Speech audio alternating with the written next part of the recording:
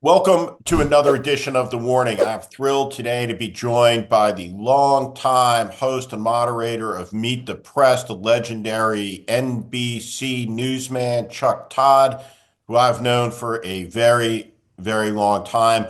If I can call you legendary, sadly, that means that I'm approaching an age I don't want to talk about, but I think we're both of the same ilk, and we've look. I've known you. You've known me since I was at a trade publication called The Hotline, which, for better or for worse, started the newsletter revolution. I say for better or for worse. There are some days I'm not sure whether we've had if we what we wrought. And I think I first met you when you were a House guy, right? House Republican guy, NRCC. might have even So still had some hair. Um, that I don't the believe. I think you went to your credit. the You went that um, marine. You took the marine look and you ran with it. in all seriousness, I'm thrilled that I have some time with you to talk about what's happening in the country, what's happening in the media. For everybody listening, I have an enormous amount of respect for Chuck. And there's a test that the And we've had senior, our run-ins.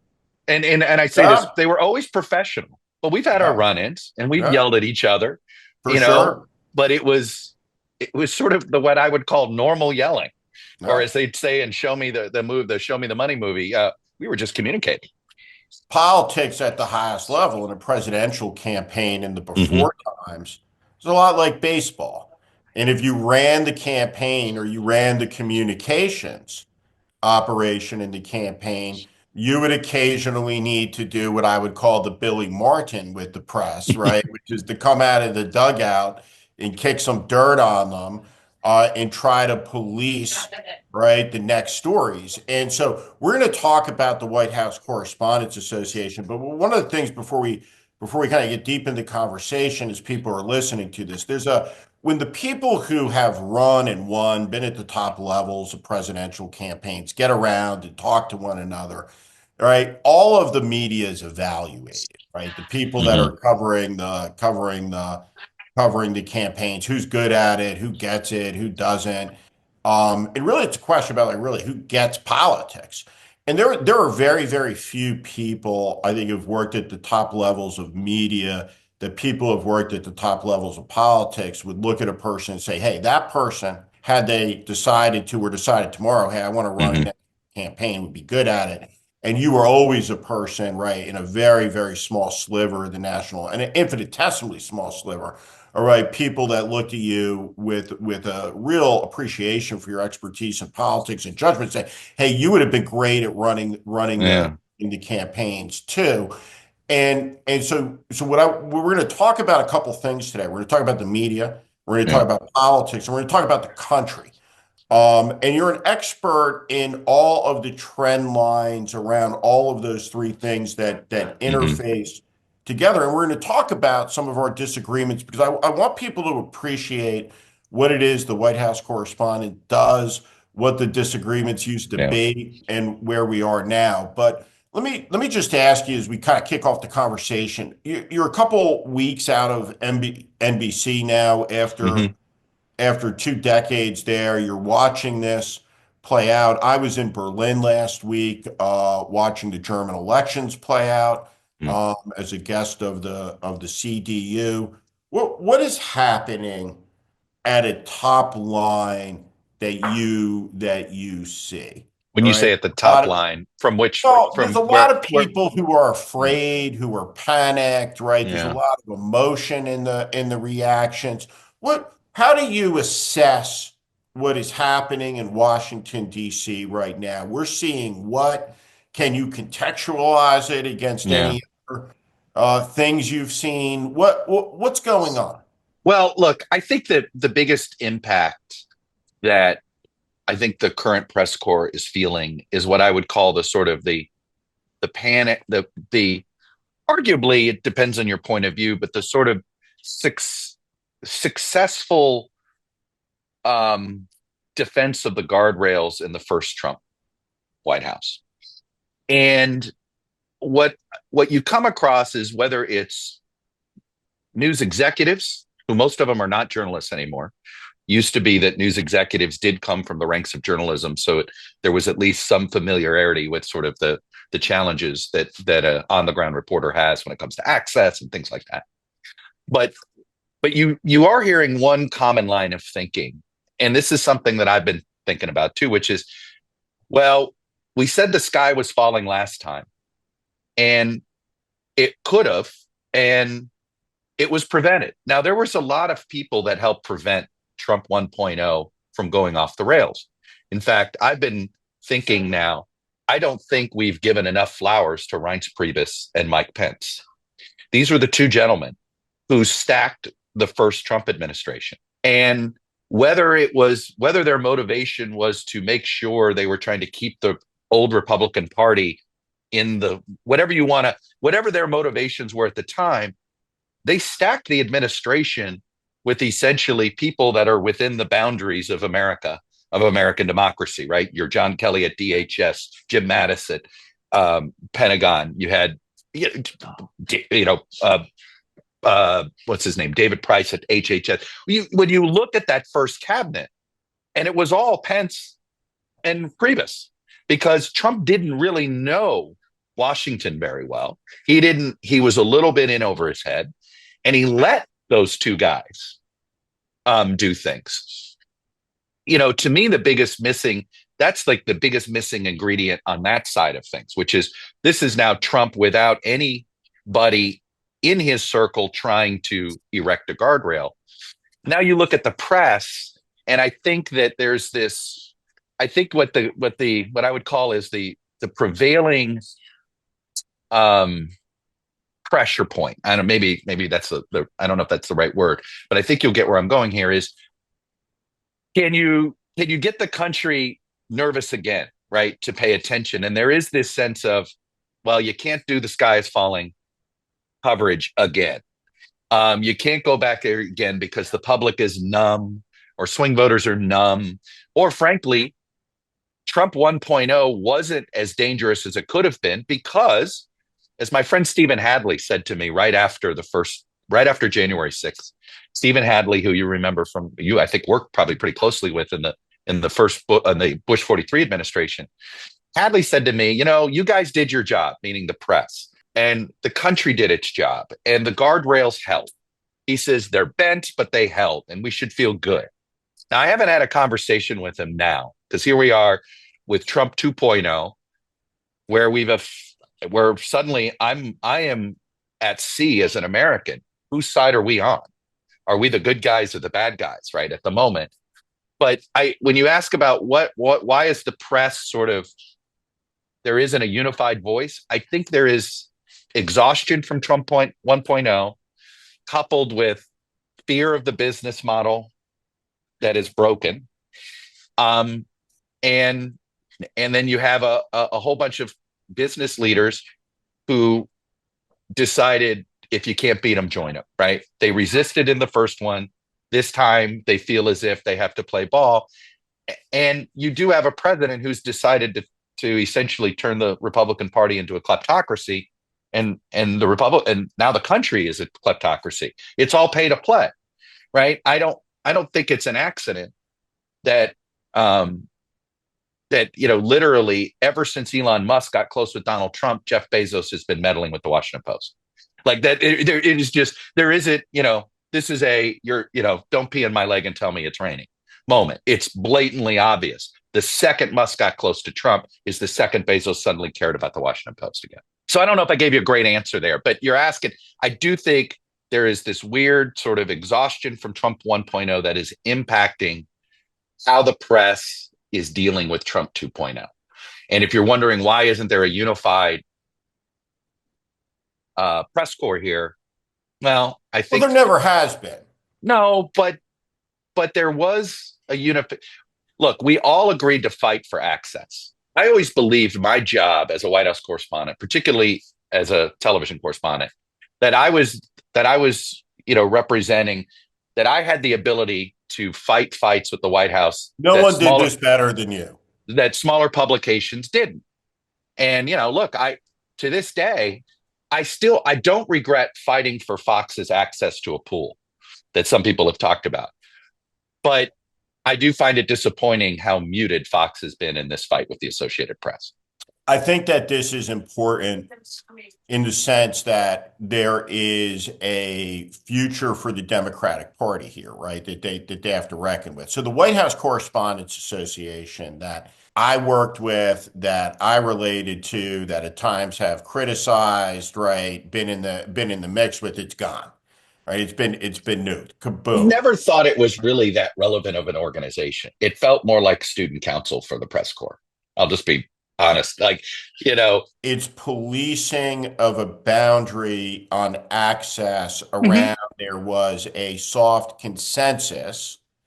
And then the arguments that took place were on the periphery of that border, right? So one of mhm, the things like so so the White House Correspondents Association, right? It as a matter of policy, right, had a relationship. Fox is a member of good standing. mhm, Fox, when it goes to litigation, maintains it's not a news organization.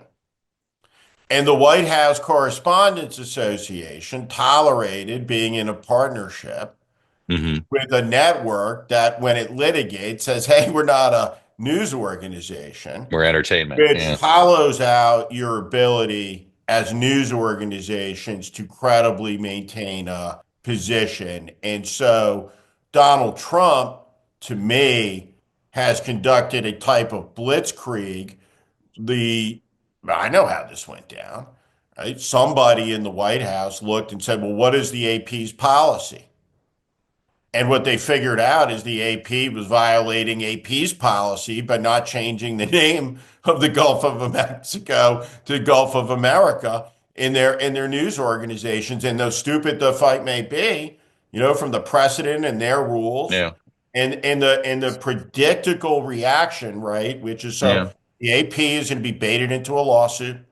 AP is going to file a temporary restraining order. AP is going to lose the temporary restraining order, and Trump's going to retaliate and advance his position, right? So all of this has learnings, right, for Democrats, for Mhm. Canadians, for Germans, for French, Yeah. right, about how you deal with Trump. But it's also an opportunity right now for the White House Correspondents Association, right, for legitimate news organizations that have a culture of integrity, right, and a set of standards and practices to say, hey, okay, right, what's happened has happened. These guys are not a news organization. They're the farm team to the administration. They paid $1 billion judgment, and we're going to have an association, but we're not going to Mhm. be them and OAN and Newsmax, and we may be the association that's standing outside the gates, but we'll tell you the truth about what's happening. And that's where I think all of this is going, because I think the American people will reject wholesale, right, the freak show of whatever assembles around Trump to ask him dear leader questions.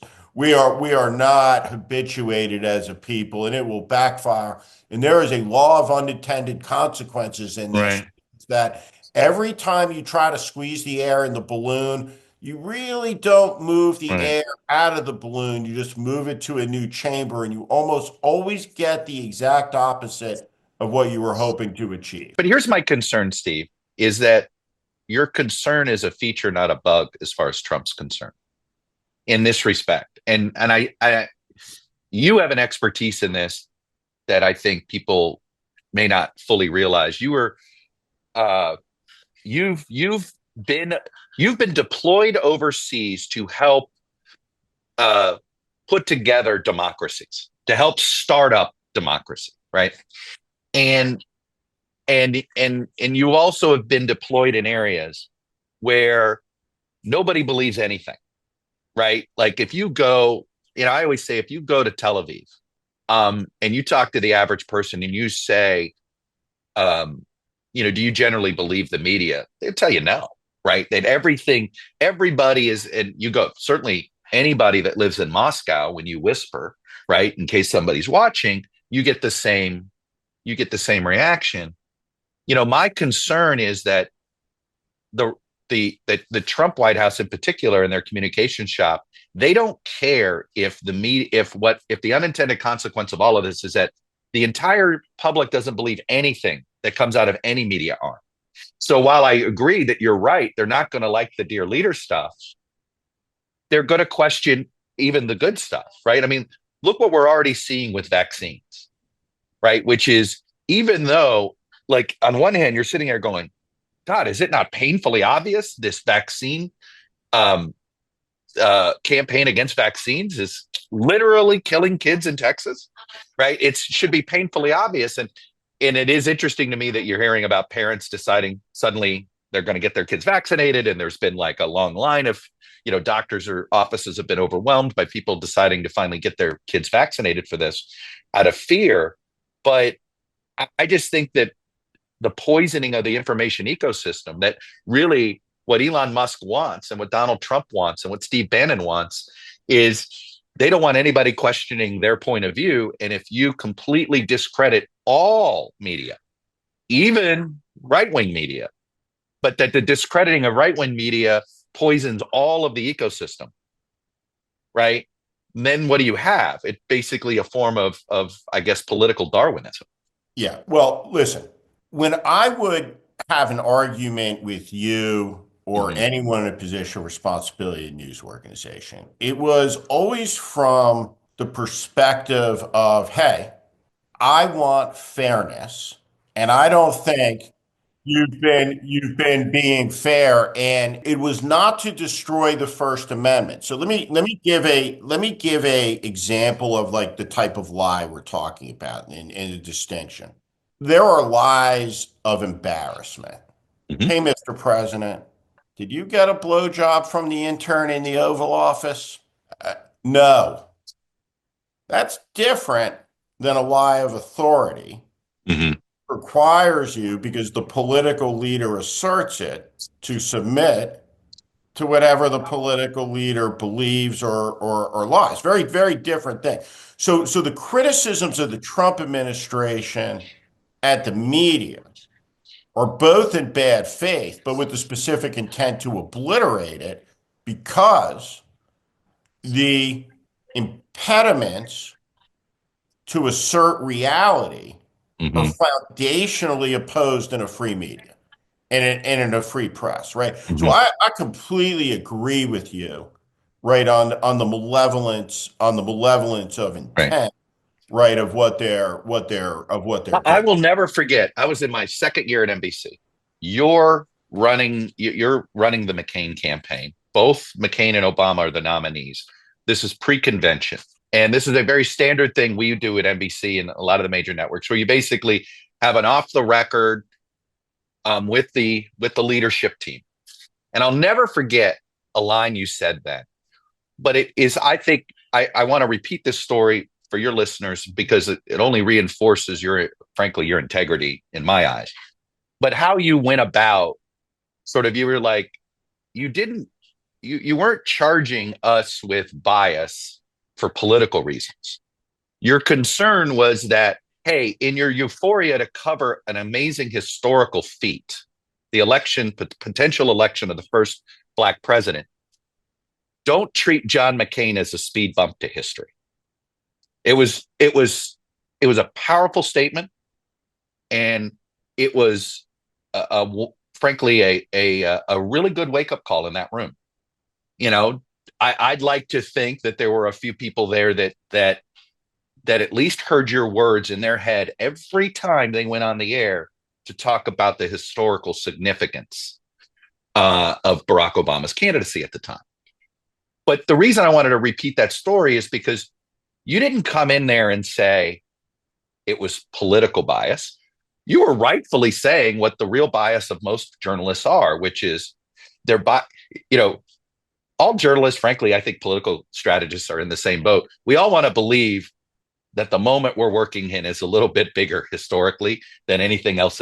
We all want to believe we've done something that nobody else has ever gotten to do, and that we got to own a piece of American history, right, on our watch, or we got to cover a piece of it on our watch. So I've always said, if there is a bias in professional journalists, it is the bias of new, the bias of we've never seen this before, right? And that, by the way, it is something you have to check in your own head, because you can get, I think frankly, in the world of business right now, there's such a bias towards AI being this future that I actually think that we're overrating it a little bit, and I think people are going to be disappointed that AI isn't as transformational in the next 2 or 3 years. Do I think AI is going to be transformational when you and I are old and robots are taking care of us? That I do. Okay, I I think there's a small chance that the 100-year-old version of Steve Schmidt and the 100-year-old version of Chuck Todd might be able to have a robotic conversation with each other when they put our brains on something. I, Maybe. Okay, maybe. But I know what's not going to happen. It ain't happening in the next 2 to 5 years. But what the point I wanted to do with that story is that look, there is what I would call the correct working of the refs. I don't know. Ironically, you didn't come at us like Billy Martin. You came at us professional, and you said, "Look," and it was by the way, we're off the record. Um, we were having a candid conversation. Um, and ironically, it was always so awkward for McCain world to not get the better press because McCain wasn't used to it. And in fact, I think I always thought it was something that held McCain himself back. He was it obsessed. was it. You were like, Oh, dude, stop watching Keith Oberman. Literally, the worst thing you can do in I life took the sometimes TV. is, is I watching took the him TV out of his room. I had the TV removed from his because he room. used to look. Right? Most Absolutely. good politicians. I always say most politicians want you to like them, and Hmm. and most of them like getting good press. It doesn't matter whether left or right. I And will. and John McCain was no different. I remember that when Obama became the nominee, I can still see it perfectly where we were sitting in Sedona, Mm-hmm. Arizona, and I told him, there were five of us out on the porch, and I said, "Well, our press coverage is about to go into the toilet," and they all looked at me like I had a horn sticking out of my head, and I was like, "Are you?" I said, "Are you fucking guys for real?" Right? You don't see like, Now but the at any irony rate, it was had it really been hard McCain for him. Hillary, had it been McCain Yeah, Hillary, yeah. McCain gets the better coverage. I mean, it's always one of those things. People always say it's a political. It isn't political. It is like I said. It's a bias towards new. That's one thing. And then it's a bias towards you treat people the same way you're treated. Hillary Clinton has always treated the press corps, and I actually understand it. I've always said, you know, for most politicians, their relationship with the press is usually informed by their very first interaction with the press. For Hillary Clinton, her first interaction with the press corps arguably was 1980 when she was blamed. Okay, Jimmy Carter was blamed for Bill Clinton's loss, but so was Hillary Rodham. Hey, this wife of the governor won't even take his last name. So she was like, fine, I'll go by Hillary Clinton. Right? She always felt the press. Her relationship with the press was always It made her do began stuff. It correct, imposed things on her that to do that she did not want to do, and she and resented. so and that's right. And so then she always resented the press. She resented the press in 1996. She resented the press in 2000. She resented the press in '04, '08, and guess what? The press, I always say the press corps is human beings too. You treat us like garbage, you're don't expect to be treated to be given the benefit of the doubt. If you give somebody the benefit of the doubt, then you're going to get it. I mean, I remember Chris Lasavita, who is somebody I have a pretty good working relationship with to this day, and I know you worked with him in the past. Yeah, Chris is. He I've used known to Chris for a say long he time. never treated the press badly, unless they treated him badly. But he used to say, he goes, man, I know most of the press corps just trying to pay a mortgage. They have a boss. Like he sort of he did something that I'm guessing Stephen Chung's never done, which is he thought of a member of the press corps as a human being first. Hey, they got shit in their life that they have to deal with, just like I do. They've got somebody at home wondering why aren't they home yet. They've got and so. By the way, Chris Lasavita's always gotten pretty good press coverage, if you've noticed, Yeah. right? Because again, it's crazy. This whole idea, do unto others as you want to be done unto. That golden rule matters in so many parts of life. Let's talk about some news that came out yesterday, which is the announcement that Jake Tapper and Mm-hmm. Alex Thompson are going to author a book, Mm-hmm. and the book is going to peel back what. is intimated in the announcement of a Hmm. orchestrated, deliberate cover up. What Hmm. history will regard as a cover up about the president's condition Hmm. and and the consequences of it. And I think the judgments of history on this are going to be brutal. I Hmm. think judgments on members of the media, some will be brutal. Right. Um, and I think that there are people that are going to be in this book that we will find out things that will be disqualifying probably for their continuation in American politics I agree with that. in Hmm. any type of meaningful way. Yeah. Um, I think, right, that when you lose a campaign, and I've been in the inner circle of a winning presidential campaign, a Right. losing presidential campaign, and I later in my life I did all the Deflategate stuff for Tom Brady. I forgot that. Oh man, what a dumb controversy. That is one of the dumber controversies, man. There's a lot of good ones in sports. That wasn't one of them. It was not. And, he's talking at the end of the Super Bowl, right? The Chiefs and the Eagles, right? You never forget the Super Bowl loss. And I've said to audience, I said, listen, I said, everyone gets knocked down in life, but no one's ever lost anything as big as me in this room, at least, right? I lost a U.S. presidential campaign. Right. When you're 37, right, that happens, you're kind of like, God, fuck, it was me, right? But the reason John McCain lost, right, that election was because George Bush started two wars. There were no Right. weapons of mass destruction, and the economy imploded, right, in October. And you had a genuinely, generationally gifted historic candidate. And right, so I don't think there's a lot of mystery. Um, I'm gonna the craziest answer that anybody gave in the 2016 election, gold medalist. Everybody's going to say Trump, but it's not Trump. It's Mm. Jeb Bush. Hmm.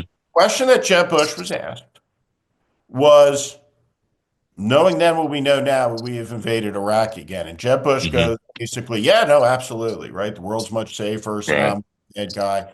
Right. And Trump basically responds to that with, what the fuck is wrong with you?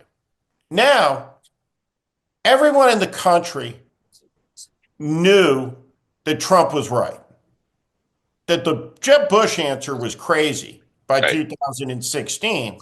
But the way that people evaluate this is this guy, Jeb Bush, won't tell me the truth because somewhere there's a magnet under the table or some other card that he cares more about offending his brother. He just won't tell me the truth. So there's going to be a moment like that. And it doesn't matter what goes in the DNC autopsy about what happened in 2024, right? But there's going to be a question, right, about Joe Biden in the debates. And people are going to have to face what Jeb Bush faced, right? And the question is, right, is if Democrats are going to hold the line and try to walk uphill with the rocks in their backpack to say, oh, no, this was a great president. This was a transform. This was FDR. Because Joe Biden, in case I die tonight, I want to be on the record with this prediction. There will be no Joe Biden presidential library. There will be no donations for it. There will be none. The gravity of what he's done, damage to the country. Right? But I want to ask you like two things because there's a media component to this. And there is a political component to it. And I want to stay like in the political component of it right now. When you talk to Democrats, I want people who are watching this to so Chuck talks to everybody in the nature of his job. And Chuck knows more about politics than almost every single person, except for maybe over 20 years, like on a district by district basis, right? That he's ever talked to, right? So Chuck is constantly like computing, Hmm. navigating, triangle. This guy said this, Right. this one said this, that makes sense, this doesn't. Right. And so you're able to kind of arrive at through that sorting the understanding of what does the mean believe, right? Which is the Hmm. conventional wisdom. Democrats lost this election to Donald Trump from the perspective of all these Democrats in Washington because why? Right? Like a month after this, right? Why did they lose? Why do they think they lost? Most of them are going around to just blaming Joe Biden, Okay. right? And I think, look, I believe this loss by the Democrats was 10 years in the making. Um, I think Biden is an easy scapegoat. Deserve it. Okay, there's a lot of things he deserves. I don't want to cut you. I'm going to cut you. Yeah, I want to cut you off on. I just wanted just to yeah. zone in on agreement. What I think is outrageous about it is the notion that like the party didn't know. The Well, Democratic Party did I'll exactly give you what a the story that Republicans did with I Trump. got raked over the coals on when I told this story about 6 months ago. I had a cabinet secretary, very off the record, okay, cabinet secretary, right after the 22 midterms, ask me this question: how can Biden run again? Okay, this is a pretty high level. This cabinet secretary could never get a one-on-one, could in the Oval Office, felt as if they were being prevented. This was not, no offense to HUD and labor, but this person wasn't at HUD and labor. And I'll just leave it at that. This is one of the big five. And they couldn't get a one-on-one meeting with her. I believe Blinken was the only one that ever got real one-on-one meetings.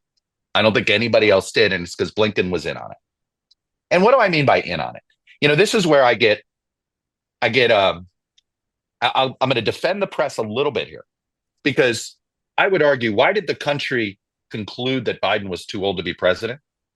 Because of what they saw based on the coverage we were giving. So, for instance, while we had Baghdad Bob-like spokespeople inside that West Wing about Biden, oh, he's never been better, he's never been this.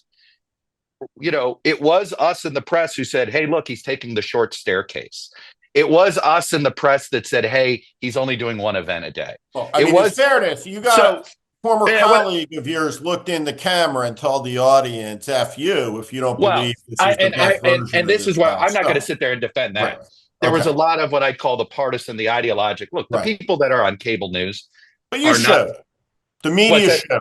But my argument is that the reason the public had concluded Biden was too old was based on their own observations. Well, how were they observing this? Well, we were the filter. So I'm not sitting here defending what many of my idiot colleagues would say, because I would sit there and say, how come I couldn't get Joe Biden on Meet the Press. The last time I had Joe Biden on Meet the Press was May of 2020 in his basement. I never got him again. That wasn't an accident.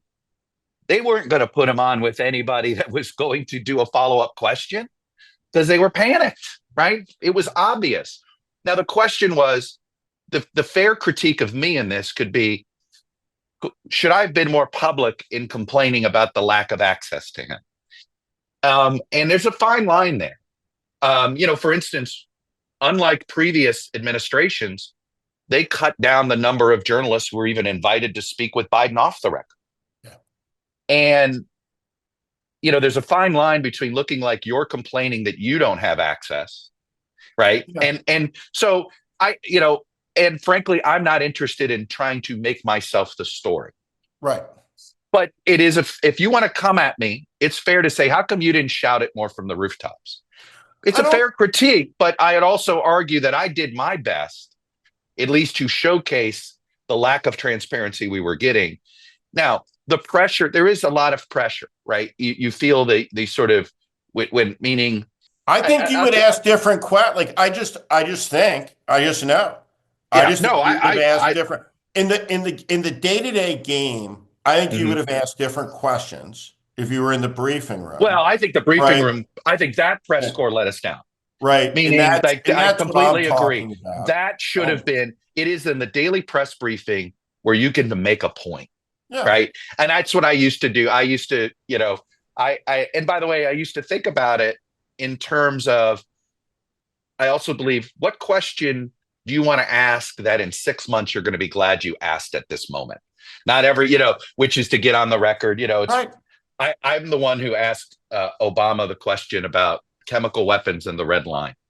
And I asked it, is it a Well, red line? He ended up this, walking into that trap. I wasn't setting a trap. I was literally going, oh, Obama came out to take a shot at Todd Aiken. Great. We've yet to get him on the record on Syria. I'm going to use my time to get him on the record on Syria. And you know what? It turned out it sort of became emblematic of the biggest foreign policy blunder he made, short of Crimea. so in Germany, talking with German parliamentarians Mm-hmm. in meetings, you talk about Ukraine and these things come up and there everybody has a version of events, right? And so you can look at how it is that a German far right party has risen and kind of get into that. And you go back and say, well, was there a president named Obama who issued a red line about the use of chemical weapons in Syria and didn't follow through? Yeah. Oh. And then what happened next? Was there a German chancellor named Merkel who decided that without asking anyone in Germany that we would atone for the sins of the Second World War by letting millions of people into the country? You're doing a very good thing here, Was which is you're there connecting important dots. This is I the thing. This didn't happen overnight. This has been 2008, yeah. 2008, you'll remember this. You and I might have even talked about it off the Mm-hmm. record. The only person in either Europe or the United States who remotely gave a fuck about Vladimir Putin invading Georgia was a guy named John McCain. And Mm-hmm. on that campaign, when John McCain went out and said, we're all Georgians today, I specifically said to him, I'm fucking begging you to stop. No one knows what you're I talking know. about. You sound crazy to the average person, They don't even know which Georgia you're talking and about. we're losing. 2014, Putin comes into the Crimea. There's no European response, Mm-mm. right? And so and Uh, so what was so the American response? and so now you have an offer on the table from the British Prime Minister, and for example, the British Army has 72,000 guys in it. I'm going to send half the British Army to Ukraine, but we can't get there without the US Air Force. Mm-hmm. By the way, the draft age in Ukraine is 26. So Ukraine does not ask its 18 to 26-year-olds to fight, but America's 18 and 19-year-olds are going to fly the British Army to Ukraine, Mm-hmm. and there the British Army will sit unable to defend itself and won't go unless there's an American guarantee that our 18 and 19-year-olds go to Mm-hmm. fight. They're attacked by Russians. When the entirety of American foreign policy for 80 years has been to keep Russians and Americans with rifles from ever being anywhere near one another. Yeah. That was it. So the purpose of NATO was to keep the Germans down, the Russians out, and the Americans in. Mm-hmm. 80 years later, right, there has to be an imagination of what comes next. There's a German far right party and there's a 60 Minutes story that shows a knock on the door at 6 in the morning, German police arresting somebody for hate speech, right? Because they asked a question of a No. parliamentarian, right? A congressman, Mm-hmm. fines of 10,000 euros because you asked a question about an immigrant who was involved in a crime raping. And so the mainstream parties have said, you can't talk about this issue, that issue, this issue, Right. and this issue. We will not talk about it. And we will not be in government with this other party, which is the only party that you can talk about these issues with. That party is run at a party level by legitimate Nazis, many of them, Yeah. but 20% of Germans aren't Nazis. But the extreme party has been made the mainstream party because the extreme party is the only party where you're allowed to talk about what would have been considered a mainstream issue. And like water Yeah. to the ocean, It flows there. And so, when you look at the media, do you think it's a fair critique to say that we have a censorious media that has tried to police the rules of debate about what you can say, Well, can't talk a about, hundred debate percent. on race, on these other So, things that has oh, been instrumental in Trump's rise? look, there is no doubt. And what happens is you get edits, you get censorship by omission sometimes. So you don't do certain stories because you just don't want to deal with the internal feedback from employees or from other producers. It is a don't get me started on the Gaza situation and what that did internally to MSNBC staffers, in particular, and NBC News staffers who, sat there and said, "Hey, are we, are you covering a point of view or are we covering the actual story?" Right? Like, that mindset. Look, I was sort of, I think, on your side of the debate. I thought it was ridiculous to deplatform January 6 people. And here's why. Um, Ultimately, we're America, right? We have the First Amendment. And deplatforming Donald Trump and then trying to deplatform where there was this sort of, if you remember, you'd have somebody at CNN said, "We're not going to book anybody that didn't certify the election." And then somebody else said, "Yeah, same with us, and same with us, and same with us." And I never would say it. And I even said, I've interviewed the president of Iran.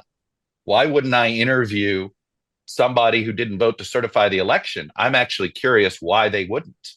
I want to hear their explanation. I want to be able to question this person. Now, here's what happens when you suddenly create a situation where you can't have a uncomfortable conversation and you tell people you got to go somewhere else to have it. Well, they're going to develop their own ecosystem. And, if you want to know why is Donald Trump essentially taking control of the White House press corps? Well, it's because the press corps tried to kick Donald Trump out of mainstream society and try to kick all of his supporters out of mainstream society, sort of practicing what you just described that the Germans are doing. And it may make you feel good in the moment, and you may feel righteous in the moment. But, look, there's a reason that one person's terrorist is another person's freedom fighter, right? And a freedom fighter is just simply somebody that won the political argument.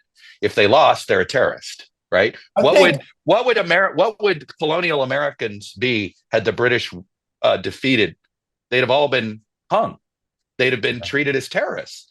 We treat them as heroes, but they literally, if battles go the other way, we're British subjects to this day. We maybe sort of have the relationship that Canada has, but that's essentially what we could have been, and we would have. I don't know if we would have honored those folks as freedom fighters as a country, right? So, there is we know sort of how, and I do think when I think about all the mistakes that have been made when it comes to dealing with Trump, the whole idea of platforming, my argument always is I didn't platform him, the voters did. I used to say this to my staff internally. Everybody hates Trump except the voters. So we better, cover what's going on here. Rather, I had a motto that I would say every once in a while on air. I'm stuck covering politics as it is, not as I wish it were. And I do think there are too many members of the press corps that think, particularly after the Trump election, because you have sort of these fake journalists that are journalism professors who've never practiced it. There's this guy at New York University who teaches at New York University, but I don't think he's ever been a practicing. And him, and you had Margaret Sullivan, and they created this atmosphere that said if you're not resisting, you're not being a true journalist. Well, look, do I think there's a role for activist journalists? I do. Do I think we're in a period? I prefer to look at this. I'm hoping we're in the middle of a rerun of the first 30 years of the 20th century. Why do I say that? Because the first 30 years of the 20th century are very similar to what we're dealing with right now. A rise of a new economy, the industrial economy. Now it's this tech economy. The rise of massively wealthy people.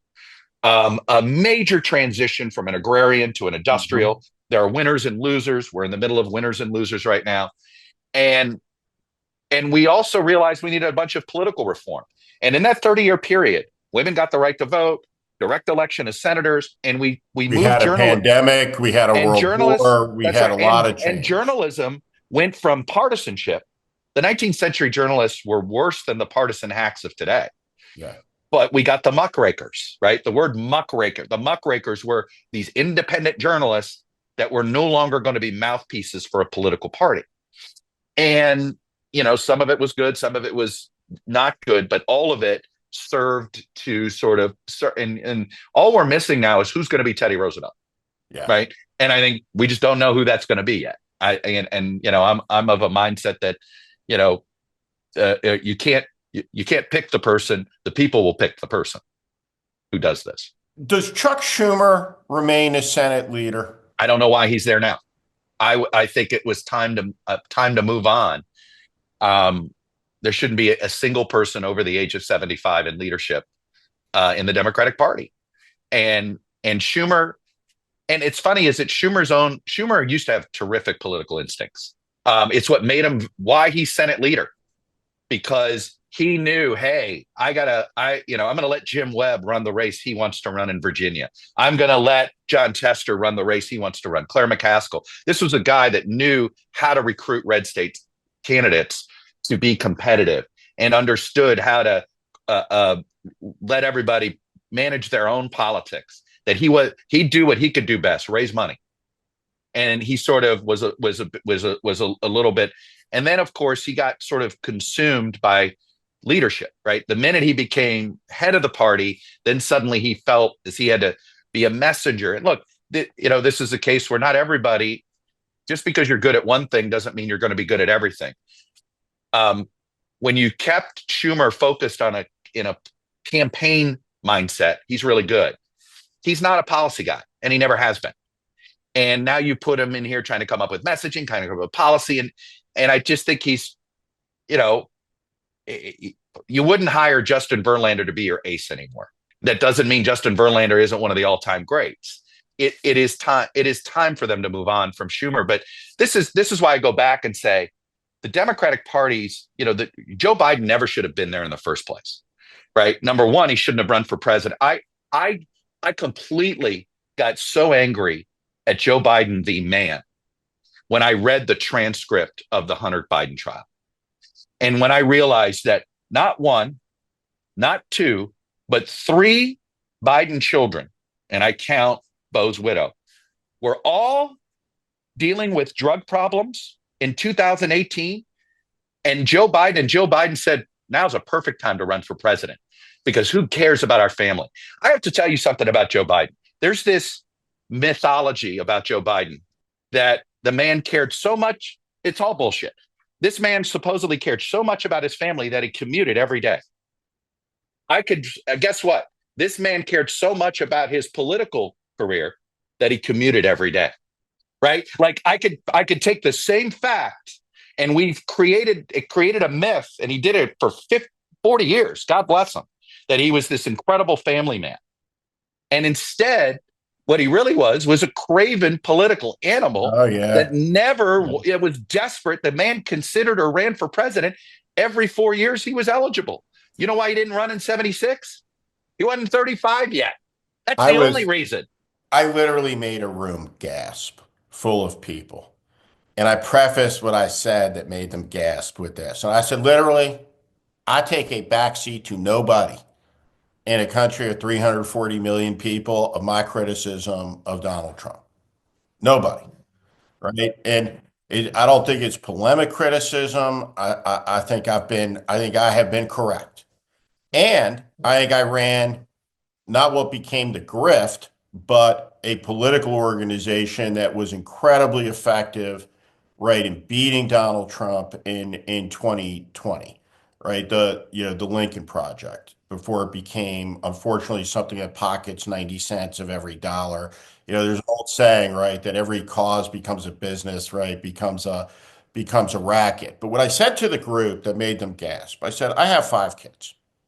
And if I had to leave 12-year-old alone, and my choices, part of my conservatism, like small c, is like, I just accept that we live in an imperfect fallen world, right? I'm a pragmatic person, right, who tries to be idealistic, right? But it's like working out, right? More perfect union. I'm a default pessimist, Emphasis on the more. Right. More right? perfect union. We're working.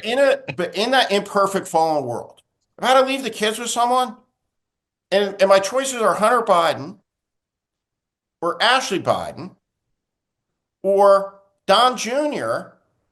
and Eric and Laura Trump, like I'm dropping the kids off at Don and Eric and Laura's house. Well, I'll do Eric's house, not Right. Don's house. I Right. have a feeling. I have Okay. a feeling Don and Hunter have the Just same for problem. just Okay. for overnight. Just Yeah. put them to bed early.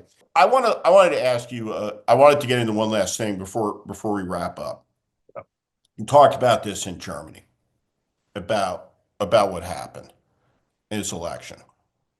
And one of the convictions I know we share, and I'd love to talk about it another time, just literally for an hour, is about how the OJ trial is the beginning of the modern American media of a lot of things. I know we've talked about Oh, this 25 OJ. years together, Without OJ right? and Bill Clinton, you don't get Donald Trump. Hard You stop. and I talked many years ago. I don't even remember about this, whether we should write a book together about the worst generation, right? To answer the Brokaw generation, right? About the baby boomers. Oh, the baby Um, boomers. And look I at they're said still screwing us. Anyway. the Democratic Party came to embrace a dogma inside of Washington that came out of universities that held the black guy, the white guy, and the Hispanic guy had nothing in common because of their racial differences. And Mhm. yet, when I drive by a highway work site, I see the black guy, the white guy, and the Hispanic guy all working together. And if I go to a bar on a Thursday night, I might see a lot of those guys in there after work having a beer together, right? I reject that version and vision of America. It's completely delusional. Now, Bill Clinton and Donald Trump used to play a lot of golf together. Mhm. And I don't think there was ever a time there were any women in the foursomes. I'm sure there won't. So I'm just gonna say that I have a very good idea about what Trump and Bill Clinton talked about. Mhm. And because I have an understanding of that, I understand perfectly how it is that five of the women who accused Bill Clinton of rape wound up sitting front row at a presidential debate. Because Mhm. I don't recall Donald Trump ever criticizing Bill Clinton on any of his personal issues at all till he's in this race with Hillary Clinton. So Right. I'm just going to lay out what the Democratic message has been. It has fundamentally been that there's a good party and there's a bad party. And the good party is the Democrats, Yep. and the bad party is Trump, and Trump is covered by the good media who will tell the Yeah. stories of the bad people. But then, well, you got Senator Menendez, right, with the gold bars, and Chuck Schumer says, no, no, no. He's a great public servant to the people of New Right. Jersey. And so in each instance, right, the good party, right, falls short. And what I'm struck by is after losing an election as the good party, why did you lose? Well, you managed to lose an election, Mr. and Mrs. Democratic leader, the six of you, Mhm. to the most prolific liar in American history on fundamental questions of honesty. Honesty about Biden's fitness, honesty about the state of the border, honesty about the economy. You called it Bidenomics, said it was the best in American history, right? And shouted down anybody who said it sucked for me. That's why you lost, right? You lost on questions of honesty. And so now, right, in the loss, you have all these Democrats for 10 years, as you point out, have run as the good party. Now all of a sudden are demanding we're the fuck Trump party. The only way out of this is to offer something better. It's an embrace of idealism. It's an embrace of idealism. And the last thing, and I deeply believe this. I believe this with all my heart. The United States will go to Mars in our lifetime. Elon Musk will not be along for the ride. I know how this will end. Yeah, it's gonna be terrible for him. Right? This These companies, Mark Zuckerberg destroyed his company. His Yeah. company will be broken up because it's a threat to American liberty. I would advise Mr. Zuckerberg or any of my former colleagues who work for him, right, to give him a copy of FDR's speech in 1936 to the Democratic Convention in Philadelphia, and then the one he gave in Madison Square Garden right before the election. These companies will be broken up. They have gotten too big, too Yep. powerful, too monopolistic. They threatened our children. They poisoned our children. And nobody did anything but the threat and the direct attack and the avarice and the greed Yeah. and the taking of the democracy. These companies will not survive it. And we don't live in a top-down country. We live in a bottom-up country. And that's why these protests will come from and they'll manifest outside of Washington. No, And I I agree with what that. I think what's going to happen this month is his poll numbers will collapse. Yeah. The protests will begin with the warm weather. There will be hundreds of thousands on the street. He will send Mhm. in the military under the Sedition Act, which will provoke 1 million people on the street. And the U.S. military will never open fire on the American people. And we're going to see a tsunami in the midterm elections of people that fall now into competitive situations that they never thought, hey, what do you mean the Yeah. tsunami wave's coming for me? Right? I built my house 30 feet high and a quarter mile inland. But I also believe, I think the reason I'm with you on, look, we've had a series of elections that the voters made a decision on who they didn't want rather than making a decision on who they wanted, Yeah. right? They don't They want did, this. they didn't want Hillary Clinton. They didn't want Donald Trump, and they didn't want Kamala Harris Didn't and want Joe Biden another too much. Bush. That's right. And they didn't want another, right? So they know what they don't want. There is an agreement on on the type of person yet that we do want. So I do think we're going to continue to have what I call our overcorrections, right? We've been overcorrecting. But let me go back to something because you were getting at it and the generational mistake that Barack Obama made. And the reason I say that, Hillary Clinton and Joe Biden never should have been the nominees in 16 and 20. Um, let's go back to 2006. It was the single best set of Democratic victors that the party had had really in a generation, not since the 86 Senate. The 86 Senate victors turned out to be literally the best versions of senators they had in a generation. Daschle gets elected then. Bob Graham gets elected then. You had there was a whole slew of these guys. Rick Shelby, as a Democrat, by the way, back then. Then he eventually. But the point is that there was this slew of people that would become pretty important senators and leaders of the party down the road. The 2006, just look at the winning Senate candidates, right? You had John Tester, Sherrod Brown, Claire McCaskill, Jim Webb. These were unusual political figures at the time. The House elected a whole bunch of these military veterans, right? Rahm went out there and recruited patriots, right? He said, I'm going to get veterans. We're going to beat back this idea that the Democrats are somehow, you don't love the military, right? And it was very effective. And that generation, this was essentially our generation getting leadership inside the Democratic Party. Our generation got leadership inside the Republican Party in 2010, right? That was when Marco Rubio got elected, Tom Cotton, right? You had all that generation comes in. And so that's when you get to Gen X. And what did Barack Obama do in 2015?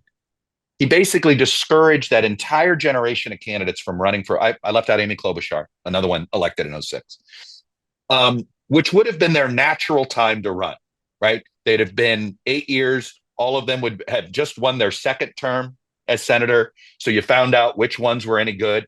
Turns out Jim Webb wasn't a great politician, so he was a one-termer. But hey, Sherrod Brown was pretty good. Amy Klobuchar was pretty good. Claire McCaskill was pretty good. They got their second. John Tester, they got their second terms.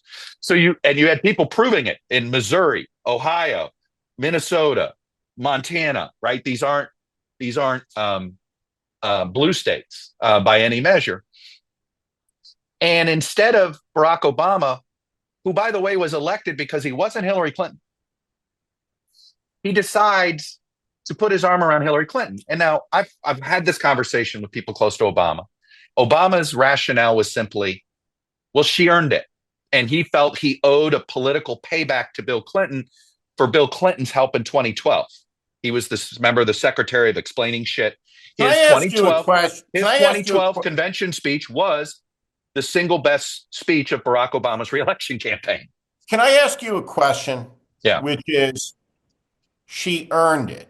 Does that mean she earned my endorsement? Yeah. Or It's a great, was it a statement that's so arrogant that yeah, she earned the nomination right. because she earned my endorsement because I decided it's my time? Because earning my endorsement Yeah. is different than earning the nomination, which doesn't get earned by an endorsement, but rather the No. votes. Look, to me, I mean, this is where I don't think we fundamentally understand why. Put it this way. In 2014, if I told you the following scenario was going to happen, Barack Obama was going to stop anybody serious from challenging Hillary for the nomination. But Hillary was still going to struggle for the nomination because a gadfly from Vermont was going to be her chief challenger. Okay. You'd have said, oh, really? That's a out there scenario. Won't it be Martin O'Malley? Won't it be someone a tad more conventional? But to me, the rise of Bernie Sanders in 2016 is the most direct evidence of like how desperate were Democrats to not nominate half the party, not nominate Hillary Clinton. They were willing to support an avowed socialist, okay, who was frankly a guy who'd never gotten a bill passed in Congress, who was just there. You know, I've always said I'm glad that he was there. There should be somebody representing every wing, at least somewhere in the U.S. Congress, right? I want those voices heard. You know, I think it's important. I remember I put him on Meet the Press in October of 2014, and he said it was the first time he'd ever been invited onto a Sunday show. Hmm. And I thought, well, that's shame on every Sunday show host. You know, when a socialist gets elected mayor of Burlington, that should have been worthy of putting him on. When a socialist gets elected to Congress, that should have been worthy of putting him on. Right. We ought to find out why he had some traction. But when I look back now on this whole 2016 decision by Barack Obama, you know, I one of my new I love alternative history because I think the best way to teach real history is to point out the butterfly effect moments that had one thing changed, it could have changed everything. Um, what if Barack Obama had gotten rid of Biden for his reelect in 2012 and thought about his movement the way Donald Trump has been talked into thinking about it? He said, I'm going to have a running mate that might be able to cement my legacy for a generation. So I'm going to pick an unqualified 40-year-old.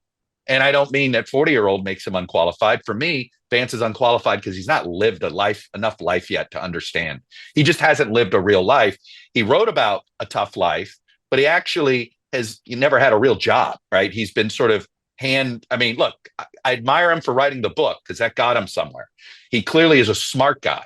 He clearly is an articulate guy.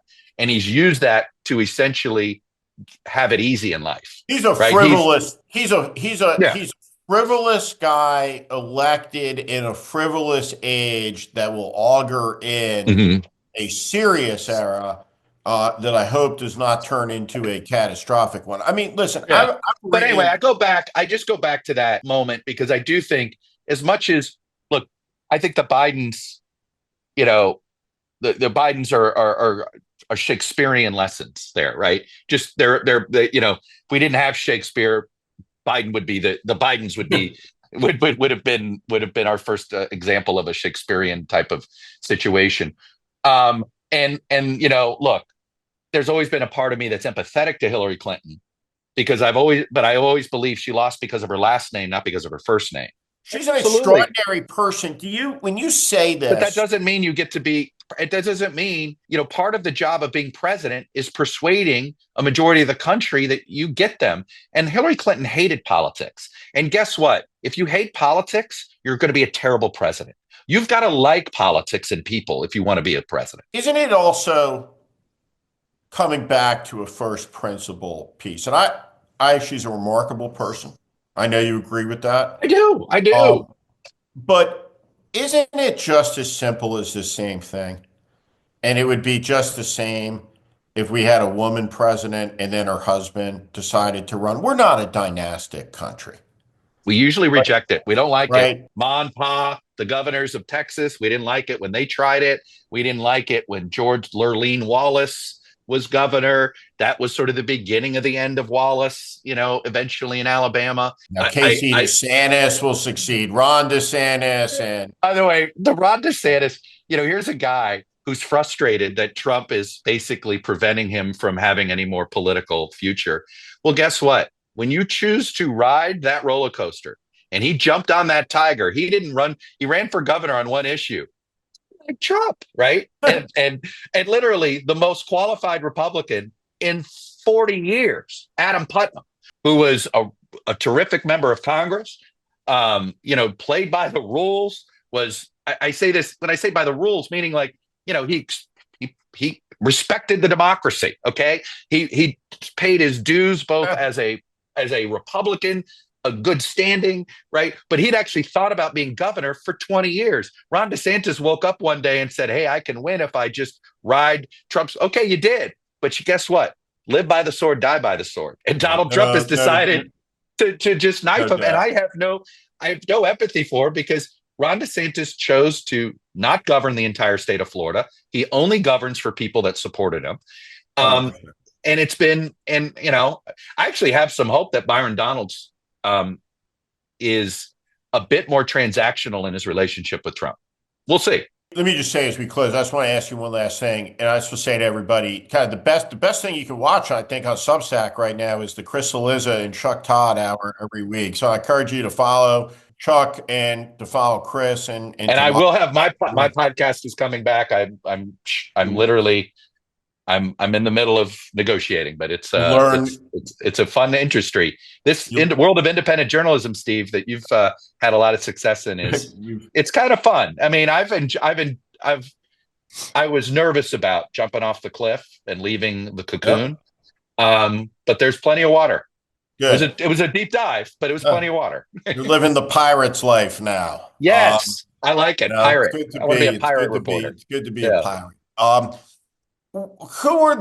don't think that necessarily any of them are in Washington, but I hold open that there could be, right? I think Amy Klobuchar is about to, I think the whole Gen X generation, though, is probably getting past their sell-by date. I'm a little worried that they're not the answer anymore.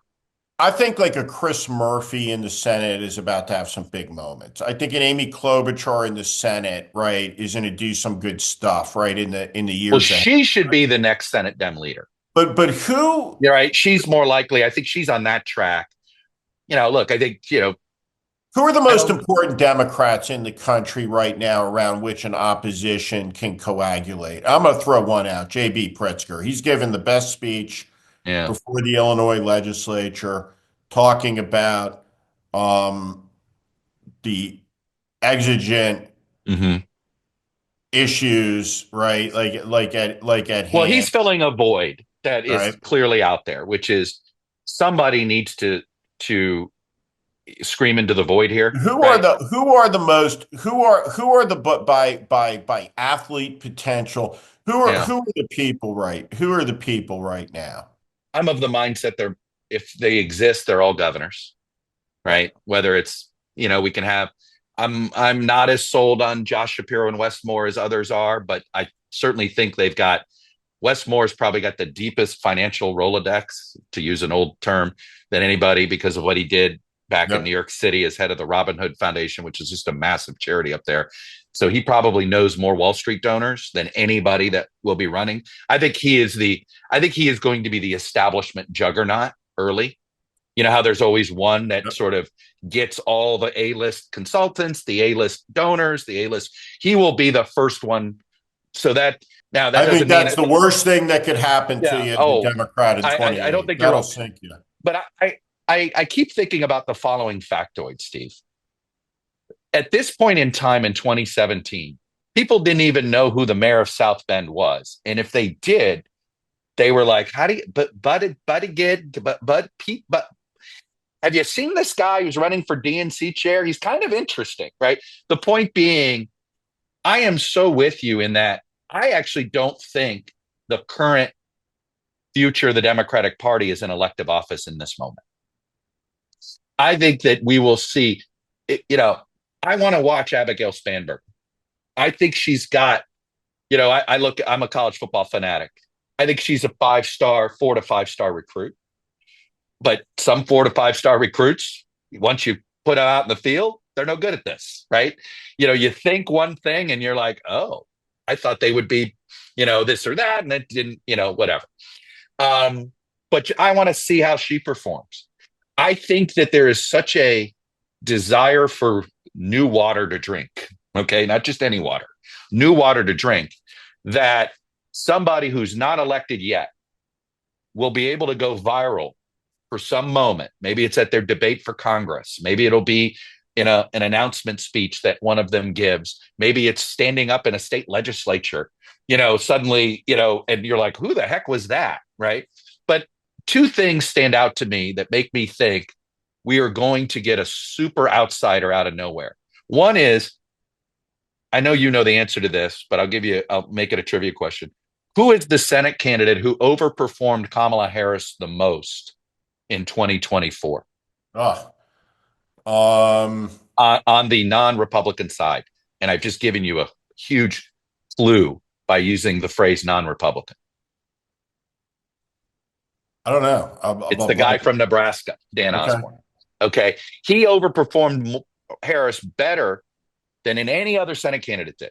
And we know all the Senate candidates in general basically overperformed Harris, but he did it the most, not a member of the Democratic Party, right? When you look at Pete Buttigieg, this was a guy who wanted to run for DNC chair just to get his name out there. I think he was thinking about running for governor of Indiana. Little did he wasn't thinking that did he want to run for president someday? Yeah, every Harvard kid I meet at the IOP wants to run for president. Okay, I know that. You know that. I think you served half a term up there, right? I was at the University of Chicago, but I've been there. They're right. I'm doing USC students, man. I got 18 of them this semester. Every one of them's running for office or wants to be you and advise people to run for office, right?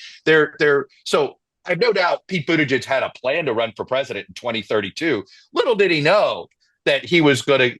The point being is, I think there's such a desire. I go back to 2016 when the gadfly from Vermont caught fire more than arguably Martin O'Malley, who on paper had all the better correct resume points, right? 2-term governor, pretty successful. 2-term mayor of Baltimore, the least corrupt mayor Baltimore had in a generation. I always thought he looked too much like John Edwards, which is why he never got traction. I think people were like, I ain't falling for that again, type of mindset. But my point is, I'm weaseling out of your question. Do I think Jared Polis intrigues me? Andy Beshear intrigues me. I'm a little skeptical of Pritzker for this reason.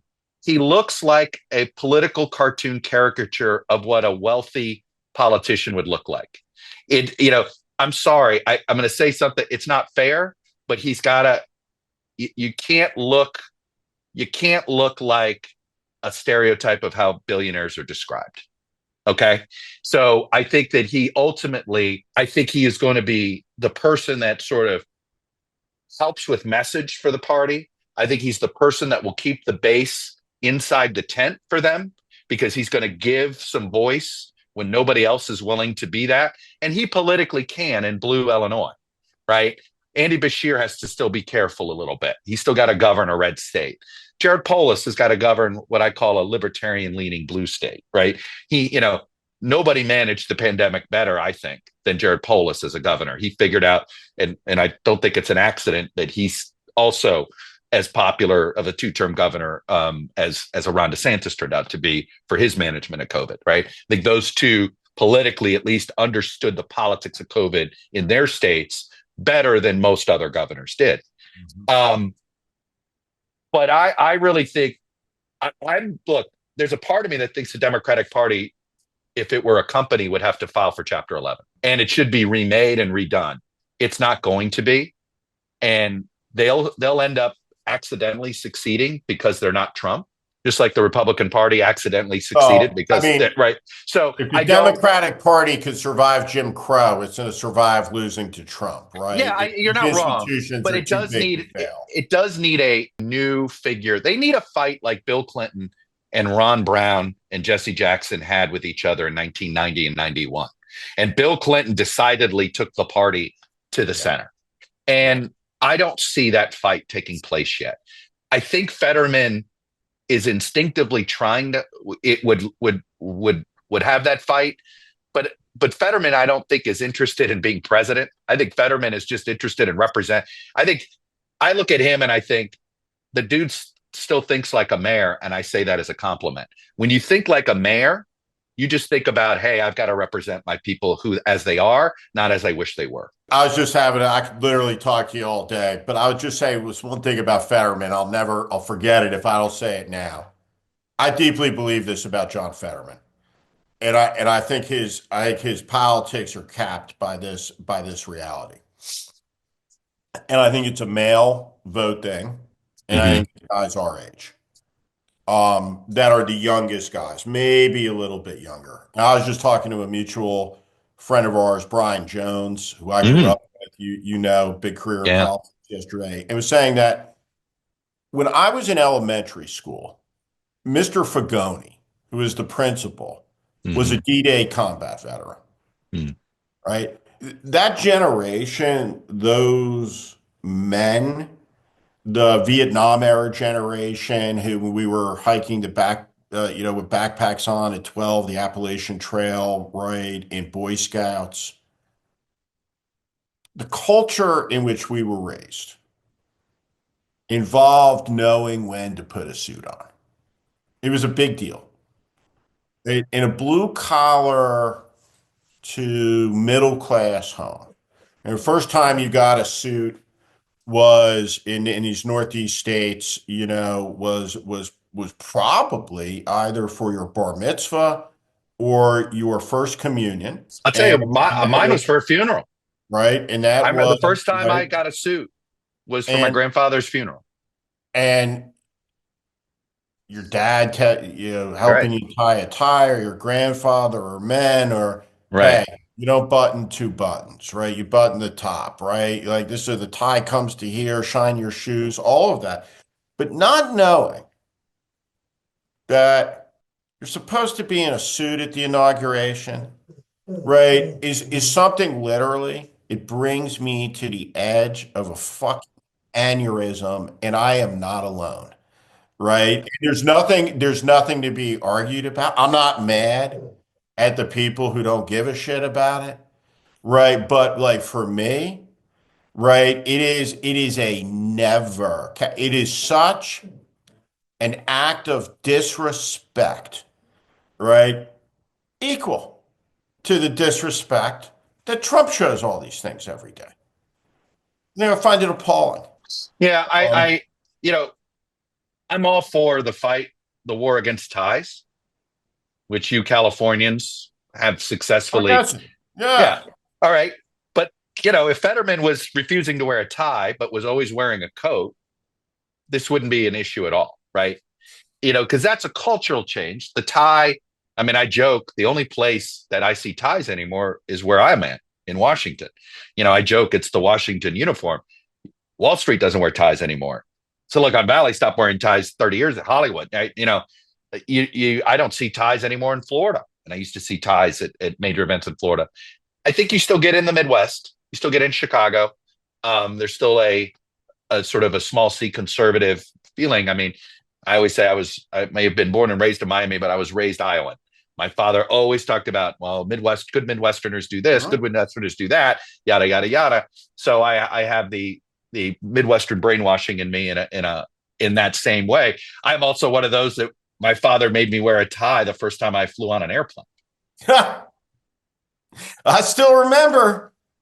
I'm still old enough to remember there was still a smoking section on an airplane Oh back in my the day God. for I my always very thought first there there flights. there were two groups when they filed lawsuits against the tobacco companies that always had the best cases. Flight attendants and blackjack Mhm. dealers. Yep. I mean, the idea that little plastic sign between row 21 and row 20, oh, there's smoking here, but no way the smoke comes up in this aluminum tube in front of row 20. I mean, And it it's was a it perfect place to leave it Let me just conclude by saying thank you to Chuck Todd and everybody's listened. Remember, you live in a country where until pretty recently on an airplane, they told you that don't worry about the cigarette smoke so long as you're sitting in the non-smoking section. And with that, this is The Warning. What a country. It's been a great pleasure to be with you, Chuck. Thank you, brother. You got it. Right, take care. I'm Steve Schmidt. This is The Warning, and I invite you to subscribe on our Substack, on our YouTube channel. Follow us. Welcome to the community.